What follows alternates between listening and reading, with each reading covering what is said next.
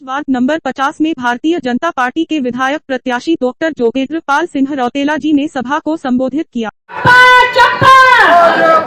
Bharatiya Janata party हमारा विधायक कैसा हो, जोगेंद्र भाई जैसा हो, हमारा विधायक कैसा हो, जोगेंद्र भाई जैसा हो। हमारी इस मंडल की महिला मोर्चा की अध्यक्षा हमारी गीता जोशी जी और यहाँ पर आए हुए हमारे सह प्रभारी जोशी जी आए हुए, आपका स्वागत अभिनंदन। हमारे अनिल कपूर डब्बू जी, आपका हमने पहले भी संबोधन किया, आप वरिष्ठ हैं, आप भी दो शब्द बोलेंगे, आपका भी स्वागत है।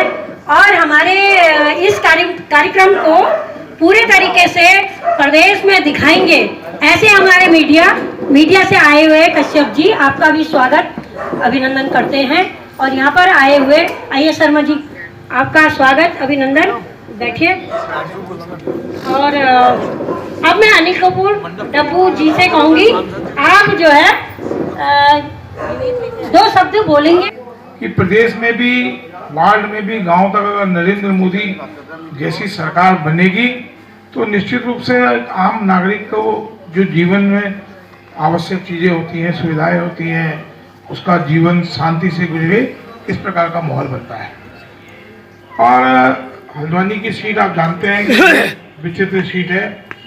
एक तरफ 25-30 हजार 35 हजार ऐसे मतदाता हैं जिनको लाख समझाओ तो कहते हैं कि इस क्षेत्र में कई बार से देखा गया है कि वोटिंग परसेंटेज कभी कभी कम हो जाता है।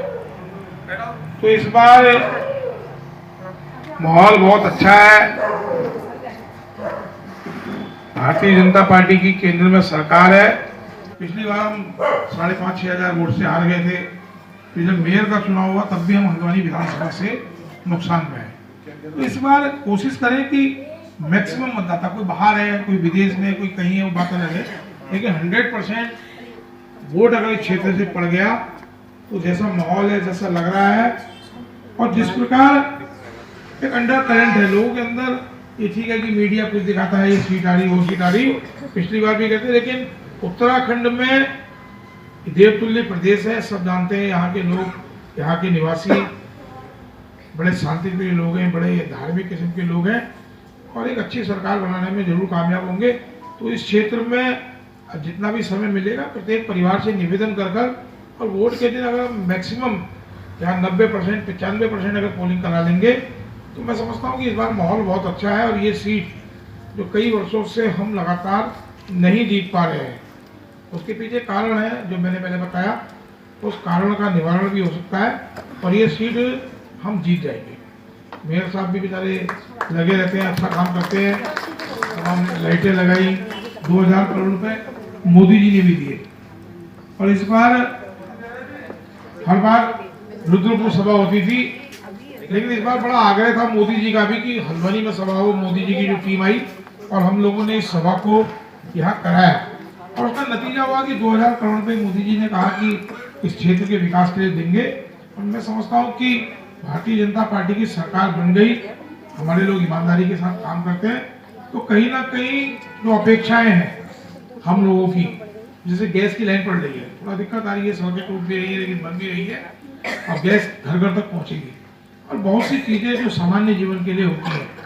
उसके अलावा अगर 5 साल की सरकार बनती है, युवा मुख्यमंत्री है और उसके अंदर युवा ललक के साथ काम, भारतीय जनता पार्टी, भारत माता की, भारत माता की, भारत माता की।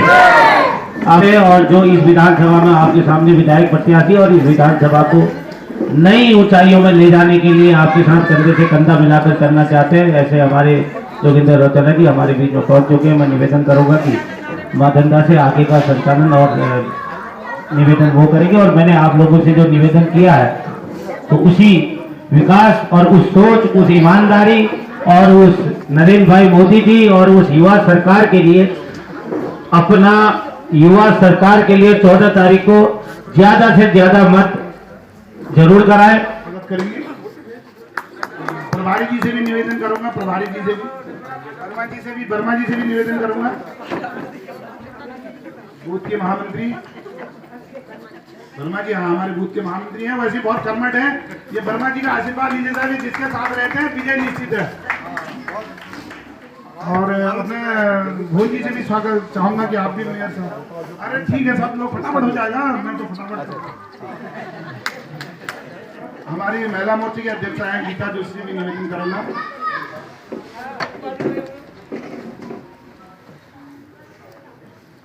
स्वागत के कार्यक्रम को ज्यादा न बढ़ाते हुए इस आज की जो जिनके प्रांगण में हम बैठे हैं हमारे पूर्व प्रमुख श्रीमती शांति भट्ट जी से निवेदन करूंगा कि आप सभी की ओर से कर देंगे, पूरे मोहल्ले की ओर से। तो सब लोग तालियां, स्वागत, अभिनंदन। मैं बहुत बहुत धन्यवाद सभी लोगों से। माफी चाहता हूं कि हम लोग अपने प्रिय महापौर जी का स्वागत मैं क्षमा चाहता हूं आप लोगों से कि आप लोगों की भी इच्छा होगी। आप भी करेंगे, संचालन करने भरजाल जी भी करेंगे क्योंकि हमारे मोहल्ले में आए हुए हैं। फोटो खींचो यार, फोटो खींचो। आपका भी स्वागत करेंगे और इस संयोजक कमलेश जी भी करेंगे। फिर उसके बाद कार्यक्रम को आप कर देना आगे, फिर और जी को भी जाना होगा ना।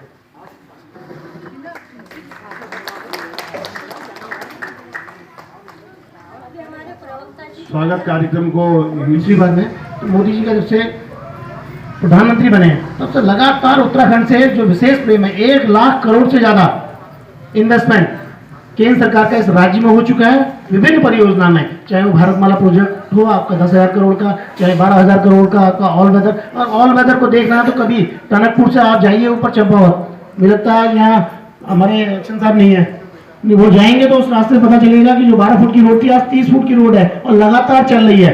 तो 12,000 करोड़ का वहाँ ऑल वेदर का प्रोजेक्ट लगा रखा है। ऋषिकेश कर्णप्रयाग रेल लाइन लगभग 16,125 करोड़ की वो रेल 2025 तक पूर्ण हो जाएगी परियोजना। अपना बागेश्वर कर्णप्रयाग रेल परियोजना है। लगातार जिस धर्म को हम मानते हैं, मुझे यहाँ कहने में कोई गुरेज नहीं है कि कांग्रेस हमेशा तुष्टिकरण की राजनीति करती है, हमने कभी तुष्टिकरण की राजनीति नहीं करी। अगर आप देखेंगे 2014 से पहले अगर देश के पीएमओ में हो, राष्ट्रपति भवन में हो या किसी भी राज्य के मुख्यमंत्री जो गैर भाजपा थे अगर देखेंगे तो आप थोड़ा जोर डालेंगे अपने दिमाग पे तो आप देखेंगे कि लगातार मुख्यमंत्री आवास में वहां इफ्तार पार्टी हुआ करती थी।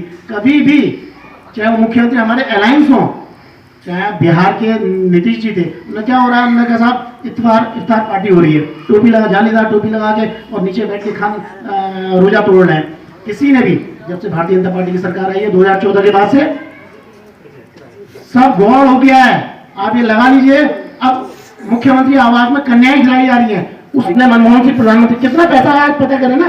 हमने इन 5 सालों में 1 लाख करोड़ रुपया इस उत्तराखंड में मोदी जी की सरकार ने इन्वेस्ट किया है। इसलिए भारतीय जनता पार्टी को वोट देना हमारे नेताओं की प्रमाणिकता है। देश में मोदी जी 13 साल मुख्यमंत्री रहे, 8 साल से प्रधानमंत्री हैं। आज भी उनकी माता जी अगर रह रही है तो 8 बाई 10 के कमरे में ही रह रही है। उनका भाई अगर पेट्रोल पंप तक तेल भर रहा तो तेल ही भर रहे हैं, राशन डीलर उनके भाई हैं तो वही है, उससे ऊपर नहीं उठता है। कभी विशेषकर प्रधानमंत्री और मुख्यमंत्री से उनको मदद नहीं मिल पाई। 151 बूथ में आपका बहुत बहुत पूरे मोहल्ले वालों की ओर से स्वागत करती हूँ। और मंच में तिवारी जी, खटियाल जी और हमारे प्रकाश जी, रेणु जी, हमारी वरिष्ठ बहुत वरिष्ठ कमला दीदी जी, बिमला जी, साजी और यहाँ पर आए हुए हमारी मंडल अध्यक्ष और हमारे संयोजक बूथ के कमलेश जी, आपका बहुत बहुत तहे दिल से स्वागत है, अभिनंदन है। अभी अभी मेरे को एक चीज याद आई, आज तारीख 2 है और महीना 2 है, 2022 है, वोट 2। एक शब्द बोलते आ गया तो महीना वोट 2। इसलिए आप लोगों का बहुत बहुत स्वागत है। और मैं मेयर साहब को आश्वस्त भी करती हूँ क्योंकि हमारा आदर्श नगर जो है 100 तो मैं नहीं कहूँगी क्योंकि बहुत लोग दुख तकलीफ बीमार उसमें हैं, नहीं भी जा पाएंगे। यहाँ से अधिक वोट पड़ता है और हमारा वोट, हमारा बूथ आप श्योर देख लेना, यहाँ से 100% हम वोट पढ़ाएंगे। और क्योंकि यही हमारा नारा है, अपना बूथ सबसे मजबूत, यही कहते हैं। और सभी लोगों से मेरा निवेदन है क्योंकि आप लोगों ने मुझे हमेशा 15 दिन में जिला पंचायत जिता के रखा है, आज ये 15 दिन विधायक भी जिता के इस बूथ से देंगे। यही निवेदन के साथ और सूक्ष्म आग्रह में आप सब लोग आए, आप लोगों का धन्यवाद। बहुत को जाना भी है, वही अगर ज्यादा बोलेंगे तो उचित रहेगा। जनता पार्टी के इस मंडल के सभी कार्यकर्ताओं ने प्रवासियों को उपलब्ध कराया, ये अपने आप में बहुत बड़ी सफलता है। मंच में बैठे हुए जितने कार्यकर्ता हैं, मास्क वितरण, रीनू जी ने मास्क वितरण किया, भोजन वितरण किया, ब्लॉक प्रमुख शांति भट्टी है, उन्होंने मास्क बनवाए, मास्कों का वितरण मरीज बस्तियों में जाकर, खाने का वितरण मरीज बस्तियों में जाकर, प्रकाश जी ने अस्पतालों की मॉनिटरिंग, सिलेंडरों की व्यवस्था, एम्बुलेंस की व्यवस्था, यानी कि सभी ने बहुत कार्य किया। हमारी महिला मोर्चे की जितने भी कार्यकर्ता हैं खुद अपने घर में मास्कों को सिल कर नगर निगम में दे जाना, संस्थाओं को दे देना कि इसका वितरण करो, किसी तरह संक्रमण को रोकेंगे, क्योंकि ये वैश्विक महामारी थी, इतनी बड़ी महामारी थी कि अगर भारतीय जनता पार्टी के कार्यकर्ता, जिनका एक बहुत बड़ा परिवार है पूरे भारत में नहीं पूरे विश्व में, जो कि सबसे बड़ी पार्टी है, भारतीय जनता पार्टी की अपनी दृष्टि थी कि अगर हमारा कार्यकर्ता रोड में निकल कर लोगों की मदद करने लगेगा तो हम इस कोविड की महामारी के और लोगों के सहयोग से हम इसको जीत जाएंगे, और हुआ भी है। इसका ठीक उलट कांग्रेस के लोग जो कि राष्ट्रीय स्तर के थे या प्रदेश स्तर के थे, इस शहर भर के थे, उन्होंने आलोचना करने के अलावा, सरकार की आलोचना करने के अलावा कोई कार्य नहीं किया। अपने घरों में तो पक गए। व्हाट्सएप सोशल मीडिया में केवल एक कहीं पे एक मास्क देते हुए फोटो खिंचा लिया, बिस्लेरी की एक छोटा सा पैकेट लिया, वो देते हुए फोटो खिंचा ली और घर में सोए रहे। केवल एक काम करते थे कि व्हाट्सएप में कुछ कहना है। लॉकडाउन क्यों लगाया? लॉकडाउन कब खोलोगे? लॉकडाउन कितने दिन और रहेगा? राशन का प्रबंध नहीं हो रहा है। वैक्सीन कब इजाद हो रही है? वैक्सीन का मूल्य क्या होगा? और जब वैक्सीन आई तो बोलने लगे कि ये वैक्सीन नहीं पानी है, ये प्रभावहीन है। ये वैक्सीन किस जानवर के खून से बनी है? क्योंकि एक धर्म विशेष को, संप्रदाय विशेष को वो लोग उद्दोलित करना चाहते हैं। और इससे और बढ़कर और शर्मसार करते हुए लोकतंत्र को उन्होंने कहा ये भारतीय जनता पार्टी की वैक्सीन है, ये मोदी की वैक्सीन है। इसको लगाने भर मात्र से लोग भारतीय जनता पार्टी के पक्ष में मतदान करने लगेंगे, इसको न लगाए। इतना शर्मसार लोकतंत्र को किया। लेकिन भारतीय जनता पार्टी की सरकार थी जो अडग थी, विश्वास था उसको अपने पर। देश के माननीय प्रधानमंत्री जो देश का गौरव है, उन्होंने कहा कि पूरे विश्व में सबसे अधिक जनसंख्या वाला देश दूसरे स्थान पर होने पर भारत सबसे बड़ा राष्ट्रीय टीकाकरण कार्यक्रम चलाएगा और इस महामारी से अपने लोगों को बचाएगा।